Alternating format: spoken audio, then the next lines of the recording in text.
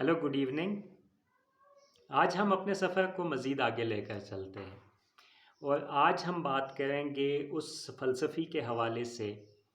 जिसने मार्क्स की जो इब्तदाई फ़लसफ़ा है और उसकी जो इंक्लिनेशन है टुवर्ड्स फ़िलासफ़ी उसमें बहुत अहम किरदार अदा किया। और वो फ़लसफ़ी कोई और नहीं, हेगल थे। मैं आपको बता चुका था कि मार्क्स यूनिवर्सिटी ऑफ बॉन से बर्लिन यूनिवर्सिटी जब पहुँचे तो बर्लिन यूनिवर्सिटी में वो जिस फ़िलासफ़र से जब सबसे ज़्यादा इम्प्रेस हुए, मुतासर हुए, वो थे हेगल। अब हेगल जो हैं ये कौन थे और हेगल का फ़लसफ़ा क्या था, इसको ज़रा सी समझने की कोशिश करते हैं, क्योंकि मार्क्स को हेगल के बग़ैर समझना मुमकिन नहीं है। और फिर कैसे मार्क्स ने, बाद में हम इस पे बात करेंगे कि जो हेगेलियन डायलेक्टिक है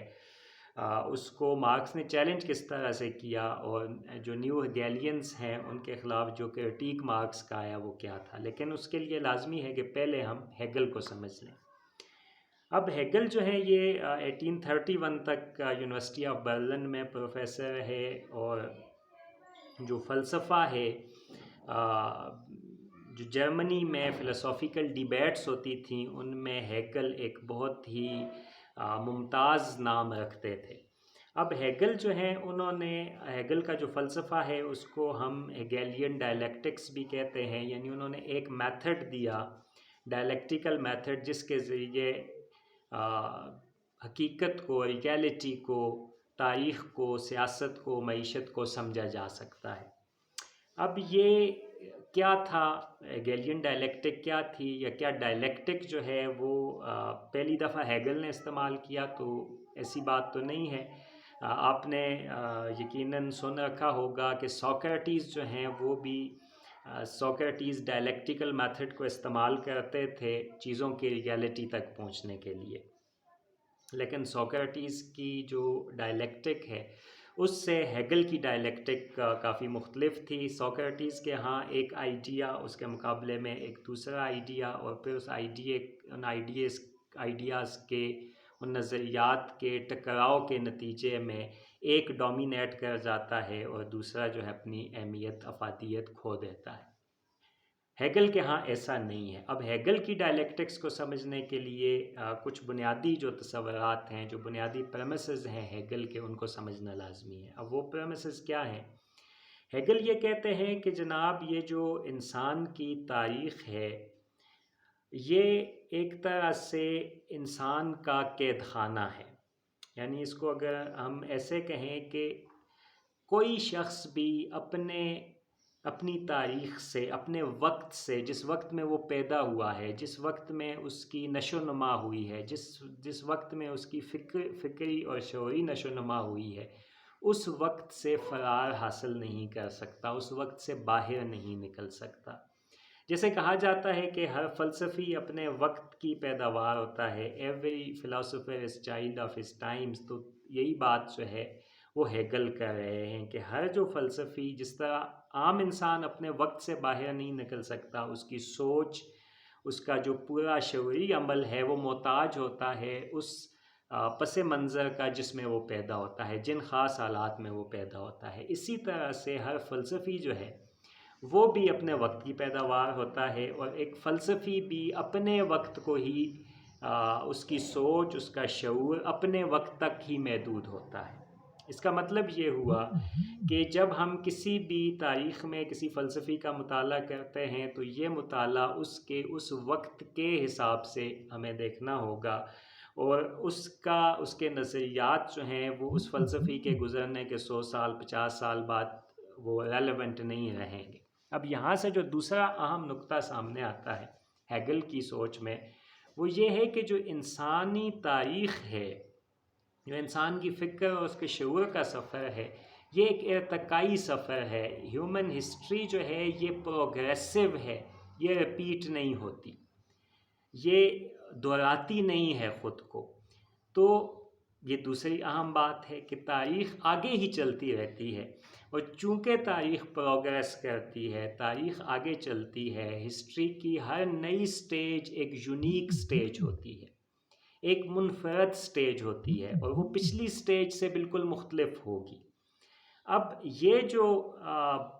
ہیگل کا نظریہ ہے کہ ہسٹری پروگریسو ہے، یہ ان سے پہلے جو ہیگل سے پہلے کافی فلاسفرز ہیں ان کو وہ ان کے اس نظریے کو کہ تاریخ اپنے آپ کو دہراتی ہے، یہ جو ایک مقبول عام نظریہ ہے کہ ہسٹری ریپیٹس اٹ سیلف، اس کو وہ ریجیکٹ کر رہے ہیں۔ مثلاً ہیمبل جو ہیں وہ یہ کہتے تھے کہ جب ہم تاریخ کا مطالعہ کرتے ہیں تو تاریخ کو ہم سائنسی بنیادوں پہ اس کو سمجھ سکتے ہیں،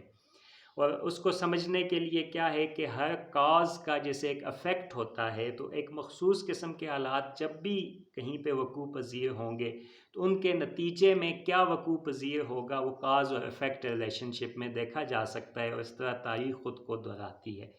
ہیگل کہتے ہیں کہ ایسا نہیں ہے، بلکہ تاریخ کی ہر سٹیج، ہر منزل یونیک ہے، پروگریسو ہے، تاریخ آگے کو چلتی ہے، پروگریس کرتی ہے، اور ہر نئی آنے والی سٹیج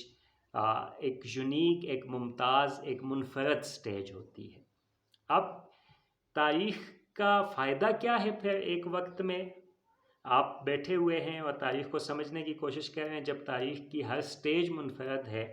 تو ہیگل یہ کہتے ہیں کہ تاریخ کو سمجھ کر ہم اپنے موجودہ حالات کو، اپنے موجودہ مسائل کو اور موجودہ جو حقائق ہیں، جو اس وقت کے حقائق ہوتے ہیں، ان کو سمجھ سکتے ہیں، اس کے لیے سبق سیکھ سکتے ہیں۔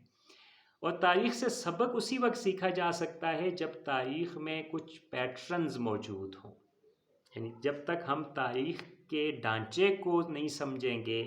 اور تاریخ کے پیٹرنز کو نہیں سمجھیں گے کہ ایک واقعہ وقوع تاریخ کی ایک منزل آتی ہے، اس سے تاریخ کی اگلی منزل کیوں کر آئی،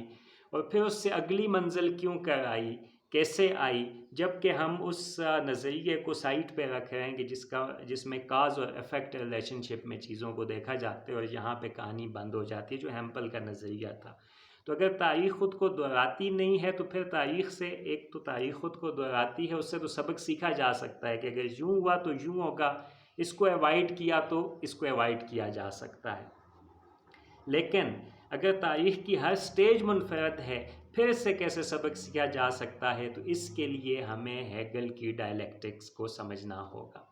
اب ہیگل جو ہیں وہ یہ کہتے ہیں کہ جو انسانی تاریخ ہے یہ اصل میں انسانوں کی منطقی ارتقاء کا سفر ہے، ان کی لاجیکل ڈیولپمنٹ کا سفر ہے، ان کے شعور کا، ان کے نظریات کا سفر ہے۔ یعنی جو تاریخ میں تبدیلیاں آتی ہیں، اوور دا ایئرز ہسٹری میں جو تبدیلیاں آتی ہیں، وہ تبدیلیاں کس وجہ سے آتی ہیں؟ کیونکہ انسانی نظریات میں تبدیلیاں آ رہی ہوتی ہیں، اور یہ انسانی نظریات میں جو تبدیلیاں ہیں یہ خاص پیٹرن میں آتی ہیں، اور اس پیٹرن کو ہیگل نے ڈائلیکٹکس کا نام دیا ہے۔ اب یہ آئیڈیاز کا ڈائلیکٹکس ہے، وہ کہتا ہے کہ تاریخ کی ایک سٹیج پہ، ایک منزل پہ ایک آئیڈیا موجود ہوتا ہے جس کے اوپر پورا سیاسی، سماجی، معاشی نظام قائم ہوتا ہے۔ یعنی ہر تاریخ کی منزل کچھ انڈر لائنگ کانسیپٹس کے اوپر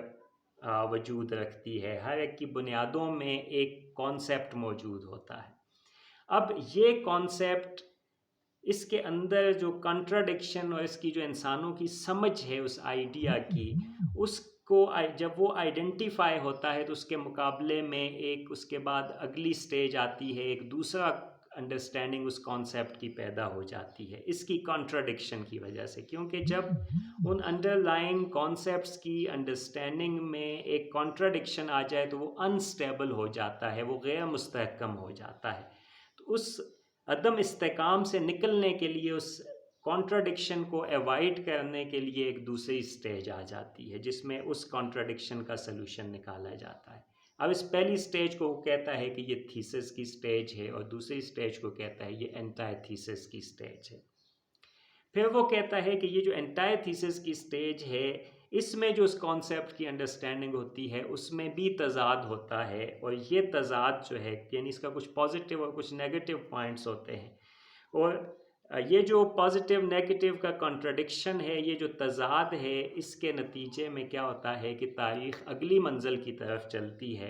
اور دونوں سٹیجز، تھیسس اور اینٹائی تھیسس کے اندر سے جو دونوں نیگیٹیوٹیز ہوتی ہیں، جو تضاد ہوتے ہیں، اس کو ریزالو کیا جاتا ہے۔ کیسے ریزالو کیا جاتا ہے؟ کہ جو ان کا نیگیٹو پہلو ہوتا ہے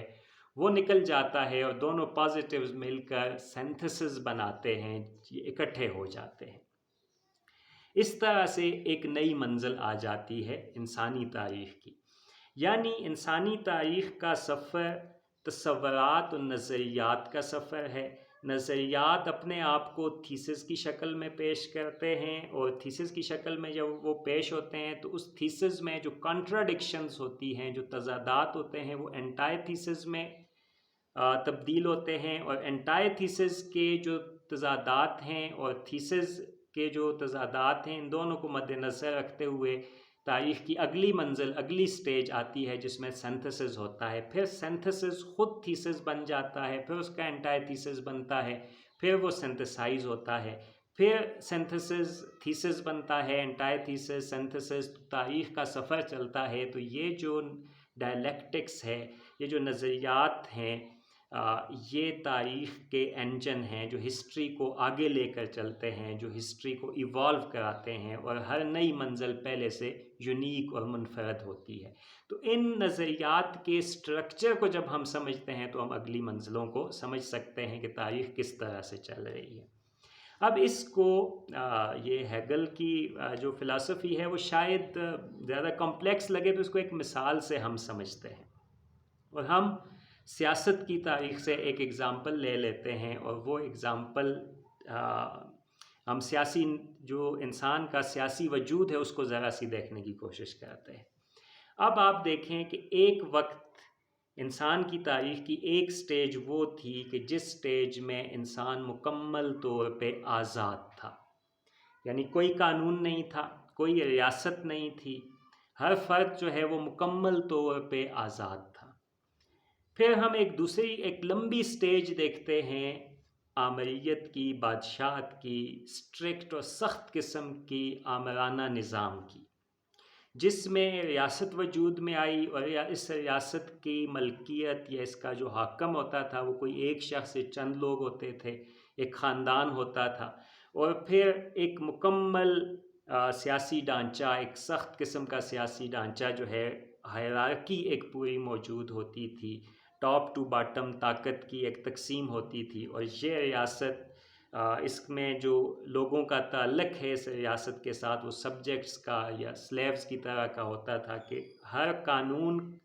ریاست بناتی تھی اور لوگوں نے ان قوانین کو فالو کرنا ہوتا تھا۔ تو یہ ایک دوسری سٹیج ہم انسانی تاریخ کی دیکھتے ہیں۔ رومن امپائر دیکھ لیں، مغلز کی امپائرز دیکھ لیں، مختلف جو امپائرز ہیں، گریک امپائرز جب بنی الیگزینڈر کے بعد اور الیگزینڈر کے دور میں، تو اس طرح کا ایک دور ہمیں دکھائی دیتا ہے۔ پھر اس کے بعد ایک تیسری سٹیج ہم دیکھتے ہیں کہ جس میں ایک طرف جو ہے ریاست موجود ہے، قوانین موجود ہیں، لیکن ان قوانین کو بنانے میں شہریوں کا جو فرد ہے، جو ریاست کا جو سبجیکٹ ہے وہ سٹیزن بن جاتا ہے، اور قوانین بنانے میں اس کا ایک اختیار ہمیں نظر آتا ہے، وہ اپنے حکمرانوں کا انتخاب کرتا ہے اور وہ قوانین میں پہ اثر انداز ہوتا ہے۔ تو یہ جو اگلی سٹیج ہے جس کو ہم ڈیموکریسی کی یا جمہوریت کی سٹیج کہتے ہیں۔ اب یہ 3 سٹیجز ہیں، اور ان 3 سٹیجز، یہ جو 3 سٹیجز ہیں یہ ایک تصور کے اوپر قائم ہے، اور وہ تصور کیا ہے؟ وہ ہے تصور آزادی کا یا فریڈم کا، سیاسی طور پہ جب ہم مختلف نظاموں کو دیکھتے ہیں۔ اب ان تینوں میں جو آزادی کا تصور ہے وہ ایوالو ہوا ہے اور اس تیسری سٹیج تک پہنچا ہے۔ کیسے؟ اس کو ذرا سا سمجھتے ہیں کہ دیکھیں، ایک وہ سٹیج ہے کہ جہاں پہ انسان مکمل طور پہ آزاد ہے، کوئی قانون نہیں، کوئی ریاست نہیں، کوئی پولیس نہیں، کوئی عدالت نہیں، کچھ بھی نہیں ہے، اور ہر فرد مکمل طور پہ آزاد ہے۔ اب ایسی جو سٹیج ہے، یہ ظاہر انسان ایسی سٹیج کو آئیڈیلائز کرتا ہے، اور انسان چاہتا ہے کہ وہ اس کی زندگی پہ اور اس کی ملکیت پہ اس کا اپنا مکمل اختیار ہو، کہ وہ جیسے اپنی زندگی گزارنا چاہے گزارے۔ اب ایسے میں اس سٹیج پہ ایک فرد ہے، اور وہ اس کو پتہ چلتا ہے، اس کو اندازہ ہوتا ہے کہ سردیوں میں وہ بھوکا مر جائے گا اگر وہ فصل پیدا نہیں کرے گا، اس نے خود اپنے لیے سب کچھ کرنا ہے۔ وہ جاتا ہے، کھیتوں میں محنت کرتا ہے، اور بہت زیادہ محنت کرنے کے بعد وہ بہت سارا جو اناج ہے وہ اگا لیتا ہے، اس کو اکٹھا کر لیتا ہے، کیونکہ وہ مکمل طور پہ آزاد ہے کہ وہ جتنا اناج اکٹھا کرنا چاہے، جتنی محنت کرے اس کے لیے۔ اب ایسے میں جب سردیاں شروع ہوتی ہیں تو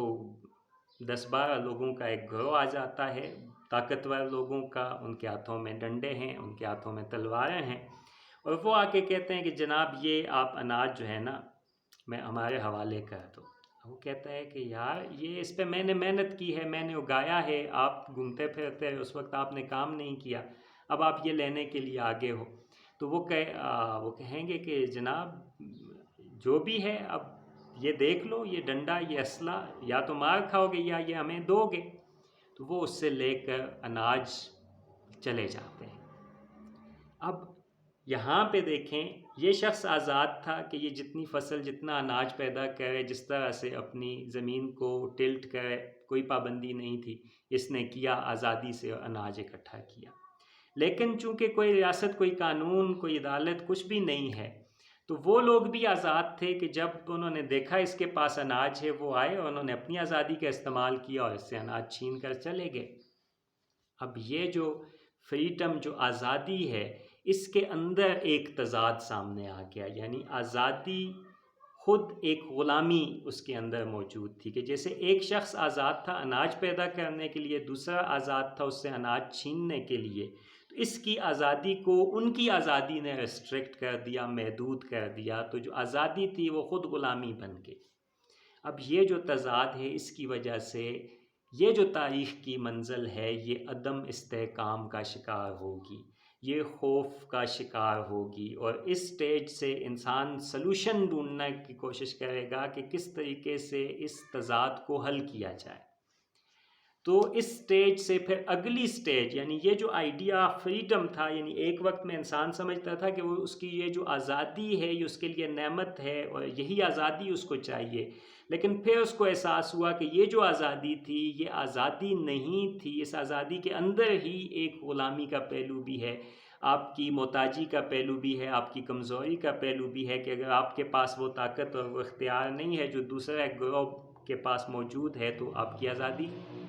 دوسرے کی آزادی، آپ کی آزادی آپ سے چھین لے گی۔ تو یہاں سے پھر دوسرا دور، دوسری سٹیج شروع ہوتی ہے، جو ایک بادشاہت اور اسٹرکٹ ہائرارکی کا نظام ہے، جس میں عدالتیں بنتی ہیں، ریاست بنتی ہے، پولیس بنتی ہے۔ اب آپ جو ہے نا وہ کہتے ہیں کہ یہ آزادی یہ ہے کہ جہاں پہ میری اگائی ہوئی محنت جو ہے یا میرا اگایا ہوا اناج جو اس کا تحفظ مجھے کوئی فراہم کر رہا ہے، تو آپ کو لگتا ہے کہ یہ آزادی ہے، یہ اگلی منزل پہ۔ اب آپ جب اناج اگاتے ہیں تو ظاہر ہے اب وہ بندے اگر آئیں گے چھیننے کے لیے تو آپ حکمران کو شکایت کریں گے، اور حکمران اپنی پولیس بھیجے گا اور آپ کو تحفظ فراہم کرے گا۔ جس زمین کو آپ ٹلٹ کرتے ہیں اس کا تحفظ ہوگا، آپ کے مال اور جان کا تحفظ ہوگا۔ تو یہ تو ہو گیا جناب آزادی سے آپ ایک اسٹرکٹ ریاستی کنٹرول کے اندر آ گئے، اور اس نے یہ جو بظاہر یہ آزادی نہیں تھی لیکن یہ آپ کو لگا کہ یہ آزادی ہے، تو آزادی کا تصور اگلی منزل پہ کہ آزادی کا کوئی پروٹیکٹر جو ہے وہ ہونا چاہیے۔ لیکن یہاں پہ بھی ایک تضاد موجود ہے، اور وہ تضاد جنم لے گا۔ وہ تضاد کیا تھا کہ اب چونکہ ریاست بن گئی، اب ریاست قانون بنائے گی، اور وہ کوئی بھی قانون بنا سکتی ہے۔ آپ نے اناج پیدا کیا، ریاست یہ قانون بنا دے گی کہ اس کا 10%، 20% یا 50% آپ کو ریاست کو دینا ہے۔ اب آپ کی آزادی ریسٹرکٹ ہونا شروع ہو گئی۔ پھر بادشاہ سلامت جو ہے وہ اپنے لیے مال بنانا چاہتے ہیں، وہ آپ کو کہیں گے آپ آئیں جی اس پہ کام کریں، آپ کو لیبر کرنی ہوگی وہاں پہ۔ اب یہاں بھی آپ مجبور ہیں، آپ کچھ نہیں کر سکتے۔ بادشاہ نے جنگ کرنی ہے، آپ کے بچوں کو لے جائے گا، یہاں بھی آپ مجبور ہیں۔ تو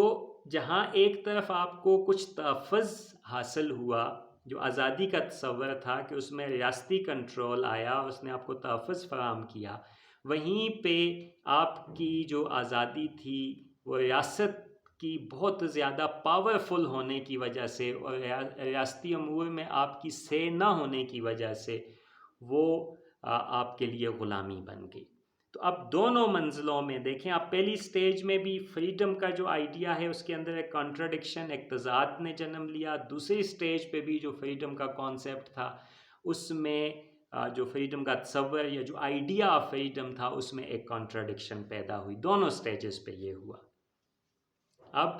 جب یہ ہوگا تو پھر تاریخ، جب بھی تضاد پیدا ہوتا ہے اور تضاد کھل کر سامنے آتا ہے